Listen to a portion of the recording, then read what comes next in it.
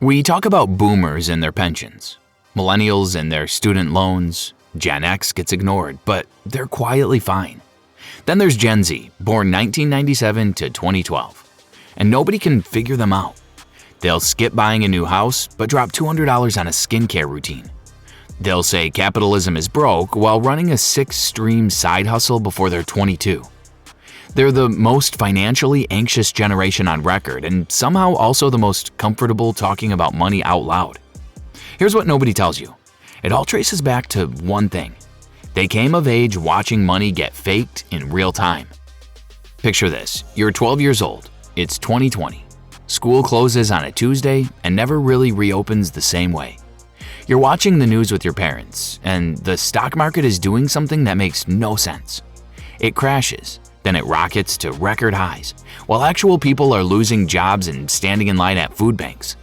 Then you watch people your age become millionaires overnight from a stock called GameStop, mostly as a joke.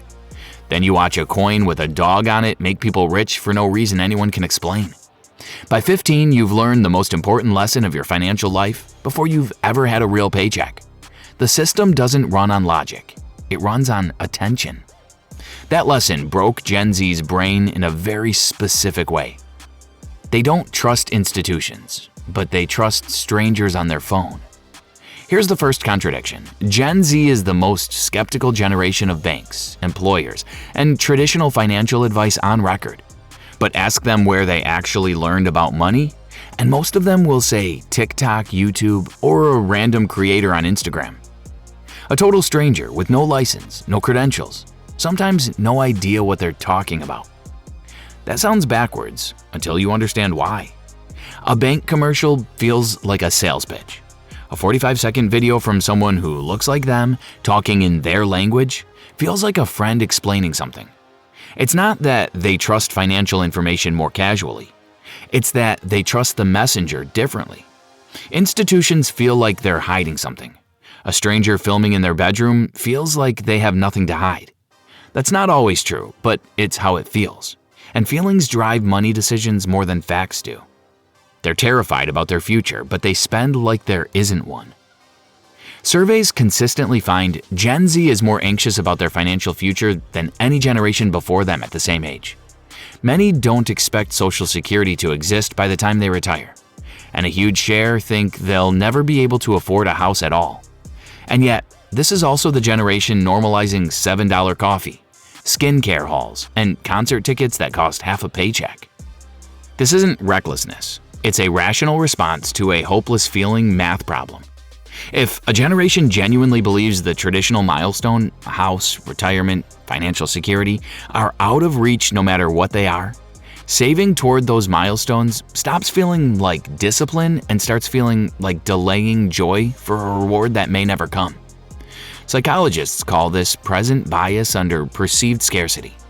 When the future feels unreachable, the brain quietly prioritizes toward what it can actually guarantee, right now. It's not, I don't care about my future. It's, I'm not convinced saving gets me there, so I'm not giving up today for a maybe. They preach anti-capitalism, but they're the most entrepreneurial generation alive. This one confuses marketers constantly.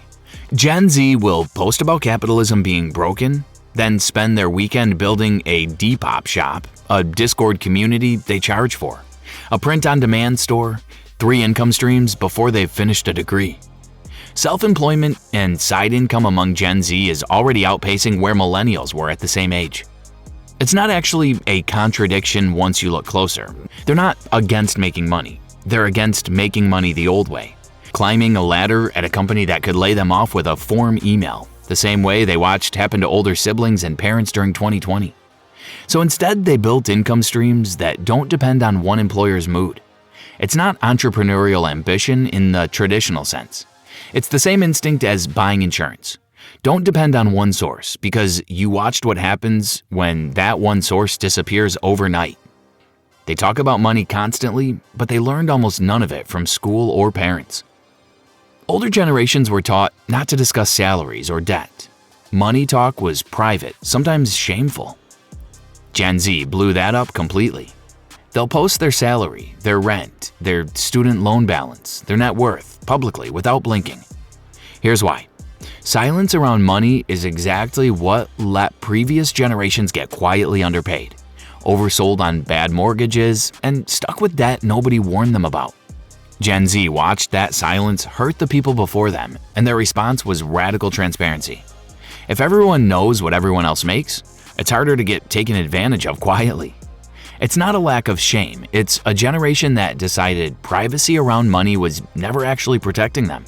It was protecting the people benefiting from their confusion. They want financial advice badly, but they trust no single source completely. This is the quiet contradiction underneath all the others.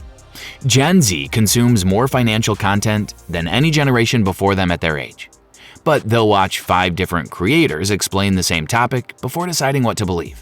And even then, most say they still don't feel confident they're making the right call. That's not indecision.